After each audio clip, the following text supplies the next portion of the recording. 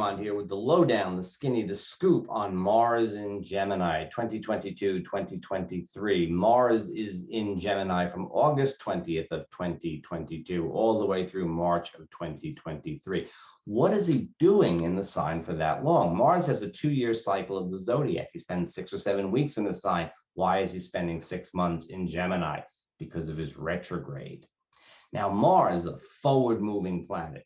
The glyph for Mars is an arrow, right? It's a circle with an arrow, and the arrow is pointing upwards. Mars likes to go forward. Mars likes to do things, does not like the retrograde energy. Mercury couldn't care less.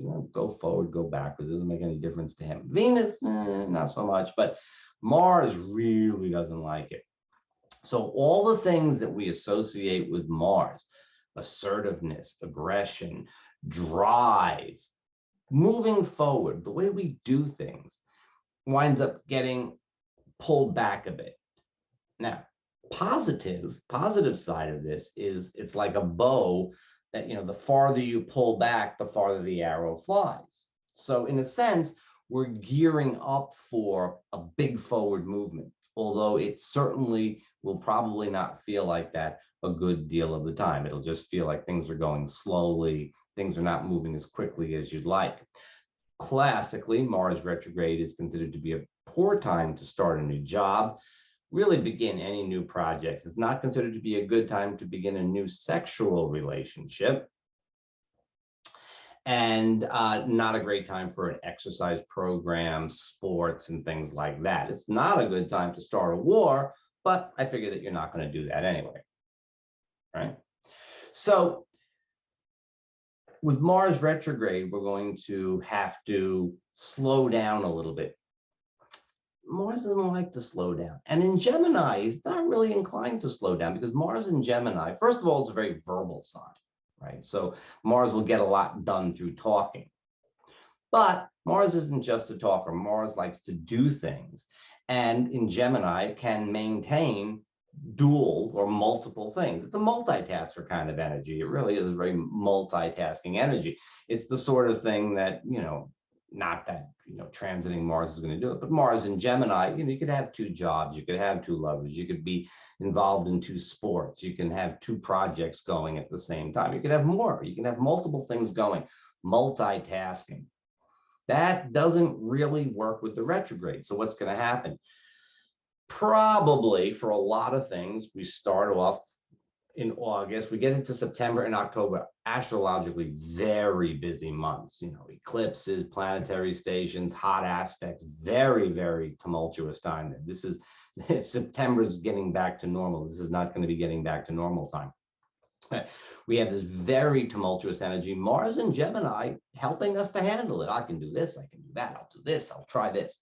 But then comes the retrograde, and we have to redo things. We realize that we've been juggling, and some of the balls dropped off and fell on the ground, and some of them are kind of slippery. We're not sure that we can hold on to them. So what happens from late August through the end of October, October 30th, when he stations retrograde, likely has to be revised and redone and so on until he goes direct in January 12th. And then as he goes forward, we can start to, get things done right.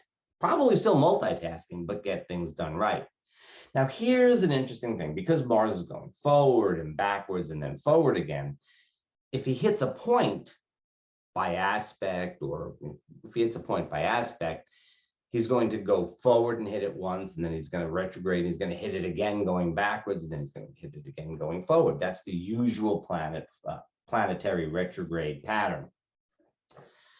Mars is going to aspect Jupiter and Saturn and Neptune when he's going forward. That's September and October, August, September, and October.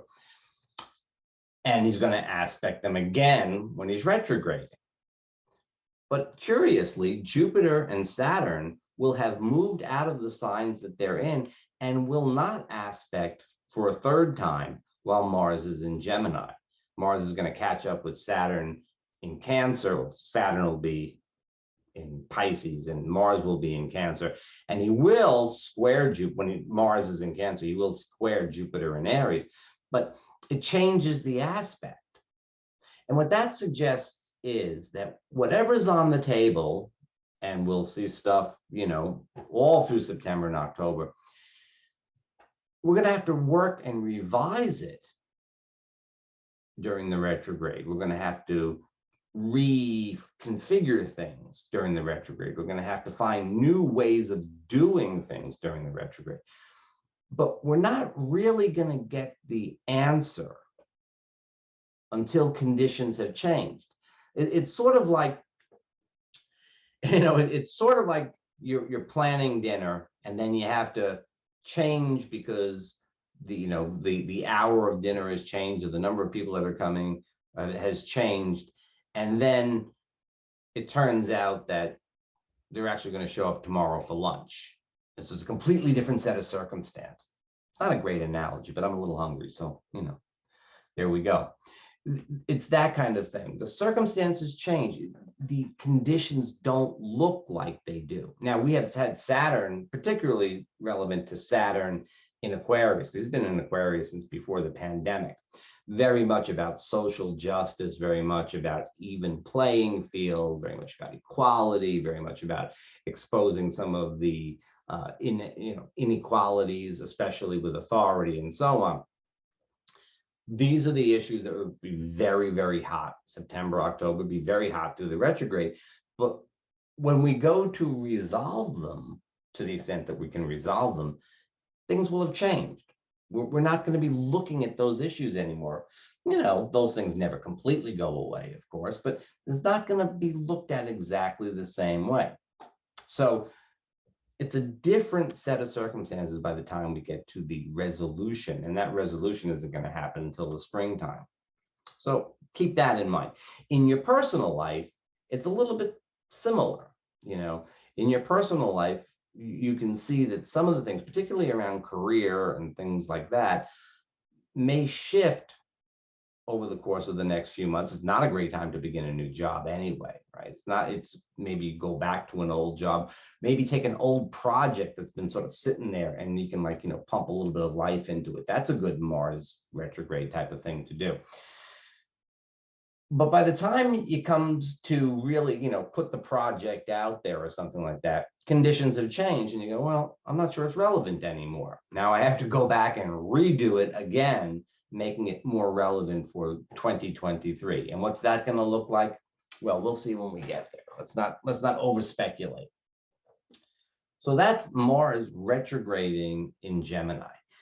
The one aspect, the one planet that's holding steady that Mars can aspect 3 times, going forward on October 12th, going backwards on November 19th, and then going forwards again sometime in the spring, in March, is Neptune. Mars is going to square Neptune.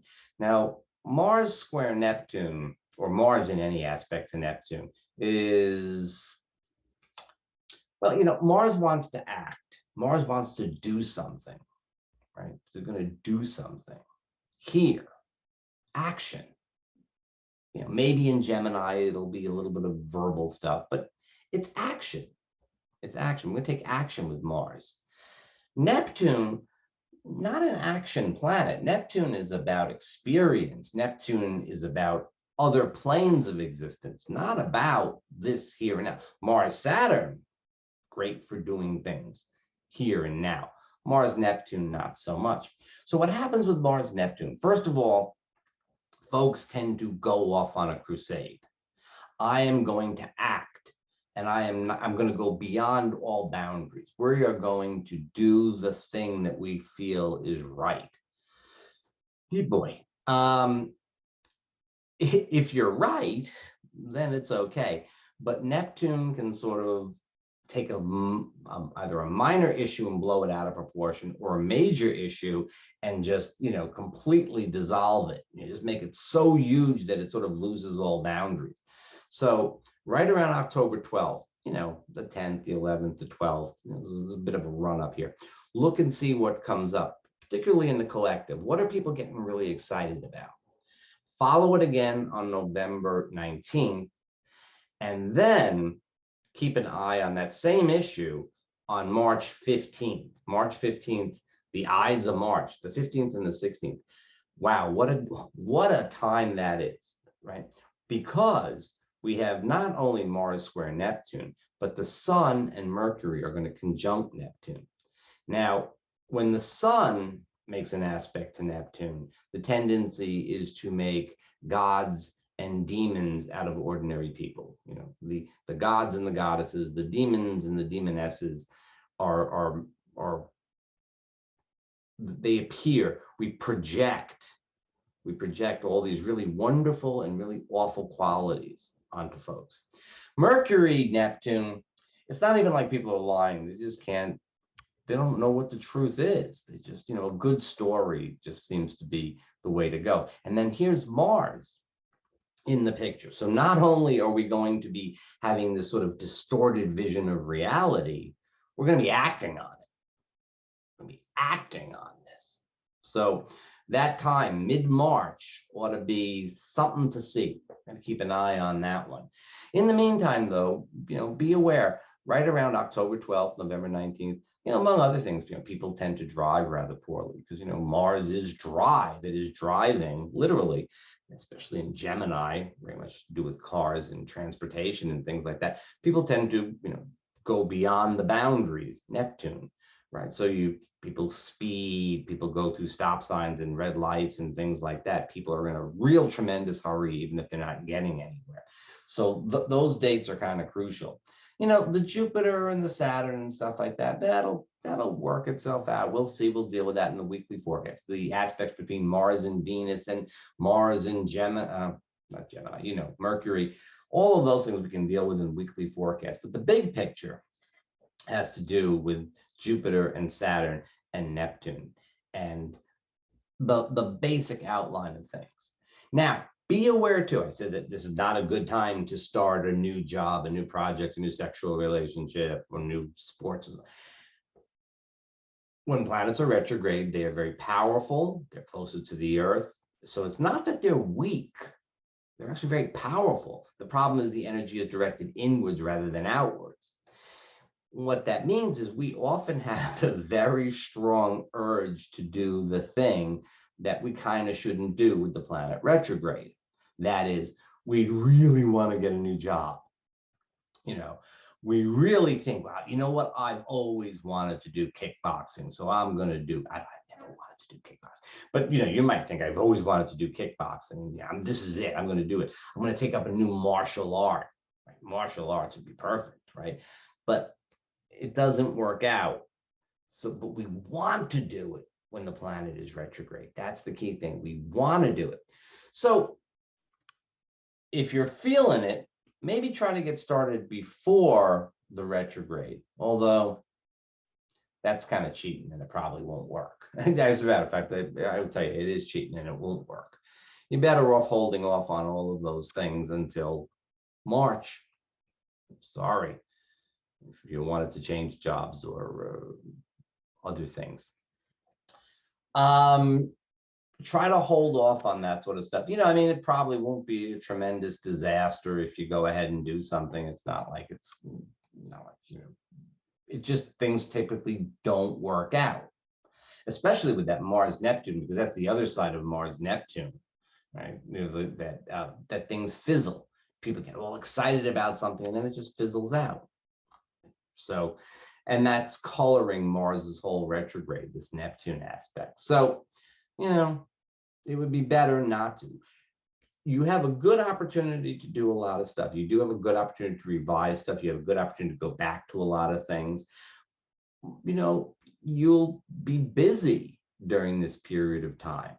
And you can probably focus on a number of things and handle them the best you can. You can't stop life while Mars is retrograde, for Pete's sake, especially including the shadow of the retrograde and all of that. You can't stop it. But, try not to initiate too much. You can keep working on stuff that you're working on. It'll be fine. Just try not to initiate too much. Now, I'm not going to go through everybody's signs and stuff like that. I will say if you have a lot of stuff in Gemini or wherever Gemini is in your chart, because we all have Gemini someplace, this is a time of renewal and a new burst of energy. But again, we have to wait for the retrograde. So wherever Mars goes, you get this big burst of energy. If you have Mars in Taurus or the Sun in Taurus or a Taurus ascendant, you really felt that over the last 6 weeks when Mars was in Taurus. Well, if you're a Gemini, or you have Gemini planets, or wherever you have Gemini, you're getting that with Mars in Gemini. But because of the retrograde, it's pulling back, but you get that extra bit of energy. You get the extra bit of energy. The other mutable signs, Virgo and Sagittarius and the other one there, Pisces, will also feel it a bit. And the other air signs will feel it a bit and so on, but everybody's going to feel it. Everybody's going to feel it a bit.